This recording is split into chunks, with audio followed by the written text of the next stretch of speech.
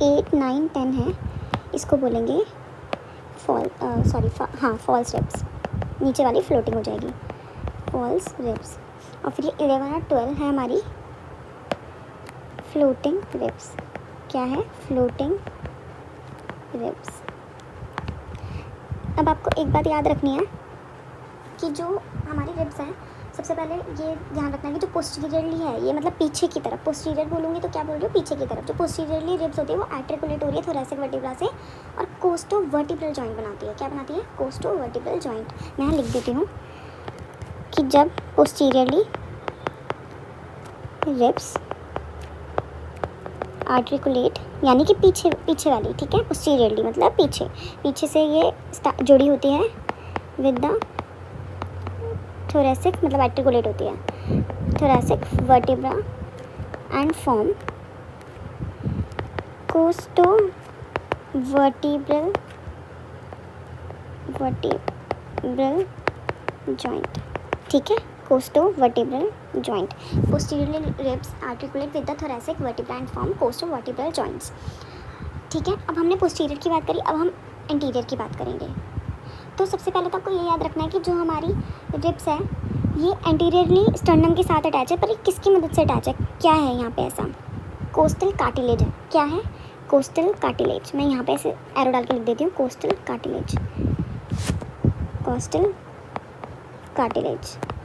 ठीक है, और देख लेंगे जो एंटीरियरली रिब्स एट्रिकुलेट होती है स्टर्नम से, तो ये कौन सा जॉइंट बनाते हैं, अब इसके बारे में देखेंगे। पोस्टीरियरली की हमने बात कर ली, अब एंटीरियरली की बात कर लेते हैं। तो ये जो एंटीरियरली रिब्स एट्रिकुलेट हो रही है, articulate with the sternum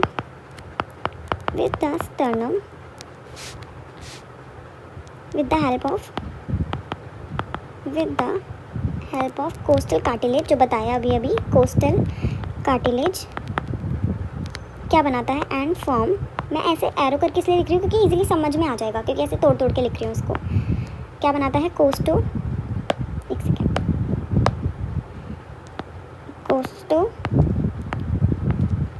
chondral joint. आप लोगों को कुछ भी समझना है तो कमेंट बॉक्स में लिख देना, मैं आपको बता दूँगी। कोस्टोकॉन्ड्रल जॉइंट, ठीक है, एंटीरियरली बनाता है कोस्टोकॉन्ड्रल जॉइंट और ये पोस्टीरियरली बनाता है कोस्टो वर्टिब्रल जॉइंट। ठीक है, समझ आया? अगर हम मतलब ट्रू रिब्स की बात करें, मैंने आपको बता दिया कि ये लिखवाने की ज़रूरत है, मैं यहाँ पे पॉइंट्स में लिख देती हूँ। ठीक है, ट्रू रिब्स है वो हमारी फर्स्ट 7 पेयर्स है, इसको याद रखना। ट्रू रिब्स है वो हमारी फर्स्ट 7 पेयर्स है, वो डायरेक्टली कनेक्ट होती है स्टर्नम से। ठीक है, डायरेक्टली कनेक्ट होती है। और जो नेक्स्ट 3 पेयर होती है ना, ये इनडायरेक्टली कनेक्ट होती है, तभी इसको फॉल्स बोला जाता है। ये मैं आपको रीज़न बता रही हूँ कि क्यों बोला जा रहा है। ठीक है, इसको देख लेते हैं, फिर मैं यहाँ लिख देती हूँ। जो हमारी फर्स्ट टू रिब्स हैं वो डायरेक्टली फर्स्ट 7 पेयर्स वो डायरेक्टली अटैच्ड हैं, डायरेक्टली कनेक्ट हैं स्टर्नम से, directly connect with the sternum. और जो हमारी फॉल्स रिब्स हैं नेक्स्ट 3 पेयर इनडायरेक्टली कनेक्ट हैं, इनडायरेक्टली। ठीक है, याद रखना है, indirectly connect with the sternum. Third, floating ribs की बात करें अगर, फ्लोटिंग रिब्स, तो लास्ट 2 पेयर जो एंटीरियर पार्ट है उनका वो फ्री होता है, यानी कि आगे का पार्ट, मतलब वो फ्लोट करती है एक तरीके से। तो लास्ट 2 पेयर्स, ये समझ रहे हो ना आप, लास्ट 2 पेयर और नेक्स्ट 3 पेयर से कि वो अगले की बात हो रही है। Last 2 pairs interior and is free. ठीक है, समझ आ रहा है, यानी कि फ्लोट हो रहा है इस तरीके से, बस फ्लोट है। ठीक है, और अब हम एक चीज़ और पढ़ेंगे इसमें, जो रिब्स का इंटरकोस्टल स्पेस होता है, मतलब जो स्पेस प्रेजेंट होता है उसे इंटरकोस्टल स्पेस बोलते हैं। तो उस इंटरकोस्टल स्पेस में क्या प्रेजेंट होगा और क्या होगा? हाँ, इंटरकोस्ट मसल प्रेजेंट होगी। ये लिख लेते हैं हम कि between the 2 ribs intercostal space present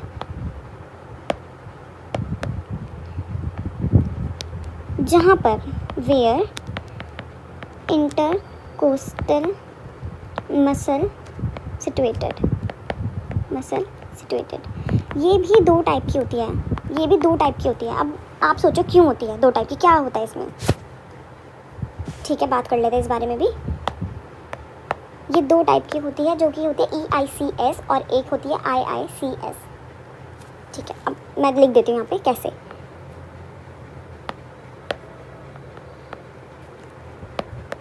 ये 2 टाइप की होती है, EICS, IICS। फुल फॉर्म देखेंगे, एक्सटर्नल इंटरकोस्टल मसल, और नेक्स्ट है इंटरनल इंटरकोस्टल मसल। अभी मैंने आपको क्या बताया कि जो हमारी इंटरकोस्टल स्पेस प्रेजेंट होती है 2 रिब्स के बीच में, वहाँ पे हमारा इंटरकोस्टल मसल सिचुएटेड होता है, जो कि 2 टाइप का होता है। 2 टाइप का कौन सा? EICS एंड IICS, जो कि है external intercostal muscle and the next one is internal intercostal muscle. तो इसी के अंदर EICS क्या करता है, ये दोनों ही रिब्स को मूव करता है, लेकिन डायरेक्शन और इनका वे अलग अलग होता है। अब क्या, कैसे हम लिखते हैं यहाँ पे, दे move the ribs outward and upward. ठीक है, याद रखना EICS आउटवर्ड कर रहा है और अपवर्ड की तरफ कर रहा है, बाहर की तरफ और ऊपर की तरफ। ठीक है, अब इंटरनल कोस्टल मसल पे आ जाओ। They also move the ribs. ठीक है, दोनों का एक ही काम है लेकिन तरीका अलग अलग है। कैसे? They move the ribs by inward and downward, inward and downward.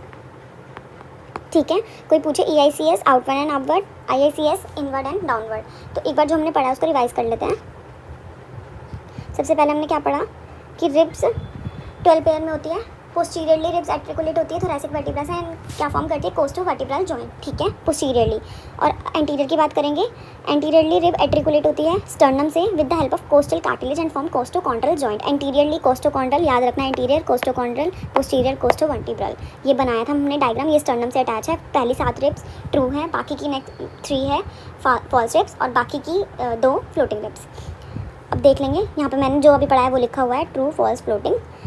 और एक चीज़ और, यहाँ पे हमने जो ये लिखा है, between the two ribs intercostal space present where intercostal muscle are situated.